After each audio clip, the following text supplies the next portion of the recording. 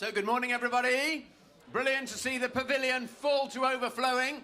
I don't think that's happened anywhere else, so we've won the first little battle round there. So you're all here to talk about individual developments. I'm going to give you the context around transport. And before I go any further, I want to pay full credit to Councillor Roger Lawrence, leader of Wolverhampton City Council, or the City of Wolverhampton, as I should say, who has been the mastermind behind a lot of this for many years. So, Roger, I hope I get the story right as we go forward through this. And any difficult questions, we will be sharing. So here we go. Transport. Click.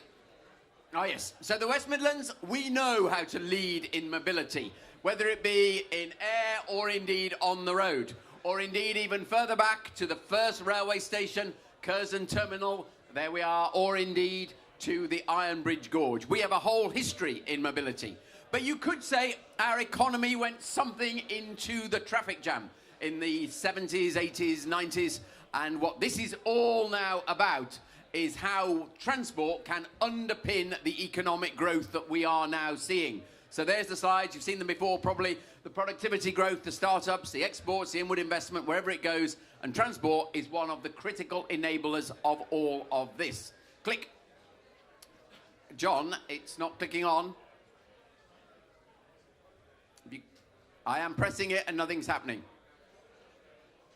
Okay, I will just indicate to you when I want to move on. Okay, so as I say, this is all enabled by our overall economic plan. You see across the top of the slide the sectors in which the combined authority is concentrating its interventions, and then the three cross-cutting pieces of which transport, housing and skills call out, and transport is the subject here. Click. So let's have a look at some of the individual components before what I want to do is pull them together. So a number of the investments coming up. The biggest one of all, of course, is the HS2 investment. We will be the heart of the new spine of national connectivity, as you see there. So the graph, we all know, £56 billion being invested, and the time's there. So that is the catalyst for the other connectivity investments that we're making to fulfill our commitment that no one in the region will be more than 40 minutes away from a terminal station. Our airport there, we see, that's the next big investment, rapidly growing. I think the fastest growing in the country last year. And we know we have to build out the connectivity of that airport really to support the business investment that is occurring. If we move on from the airport to investment in gateway stations. So we've now got, after the Combined Authority Board on Friday, commitments to our 4 major stations along the existing West Coast Main Line. Birmingham New Street, of course, developed and opened nearly 3 years ago now. And no, go back. Sorry, this clicker is really infuriating me. The 4 gateway stations: Birmingham New Street, top right, Coventry Station, agreed last Friday, £50 million coming in from the Combined Authority to make £82 million in total to create a new gateway fitting for that city's revival. Similarly, number 3, no, it shouldn't move on automatically. I'm not pressing anything. So number 3, the bottom left, Wolverhampton interchange.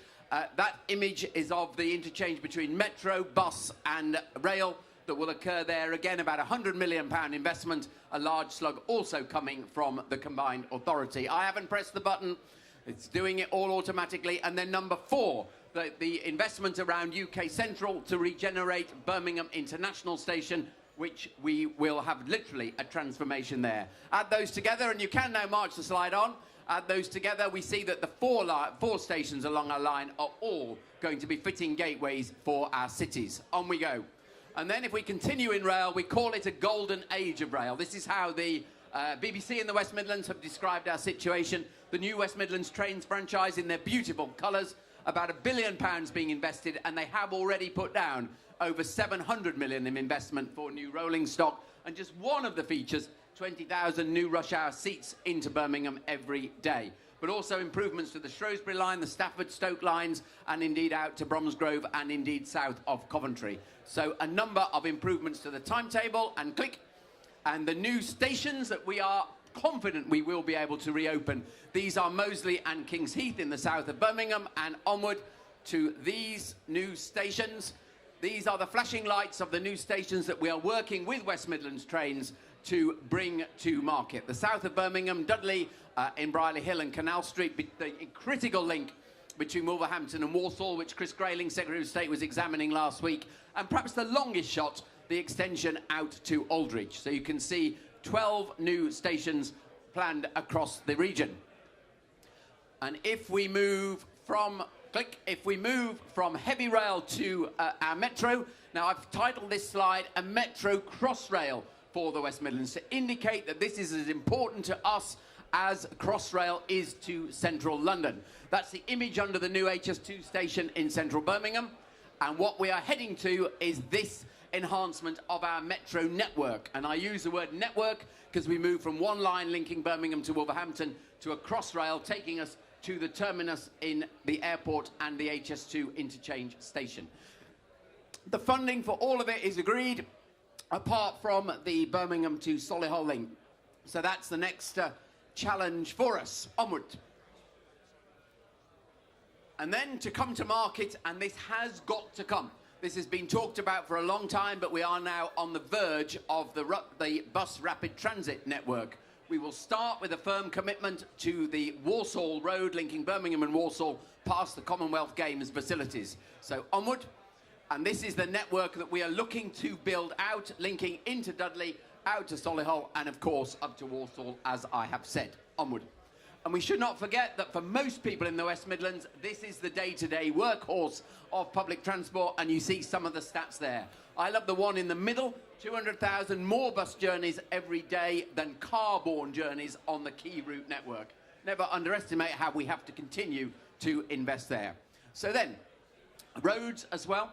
800 million agreed in the Next Highways England phase, junction 10 of the M6, junction 6 of the M42, critical reliefs.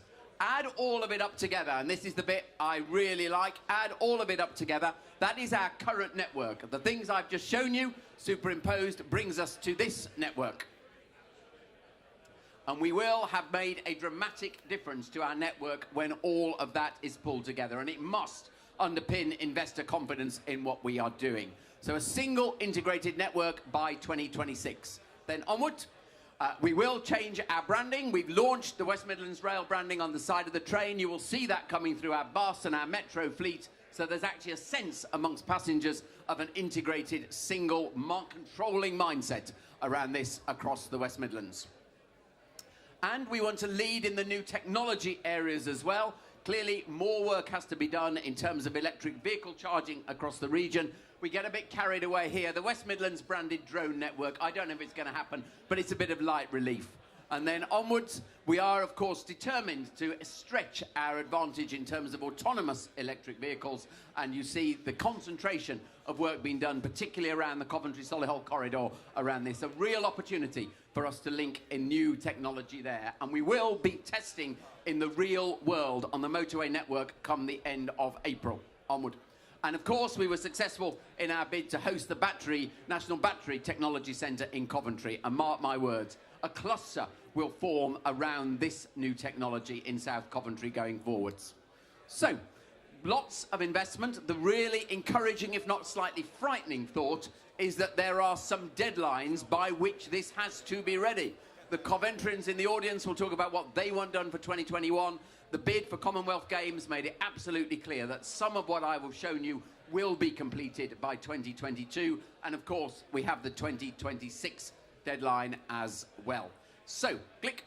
Last slide. If we do achieve all of that, I genuinely think we can restore our place as the leading home of mobility and innovation that goes with it.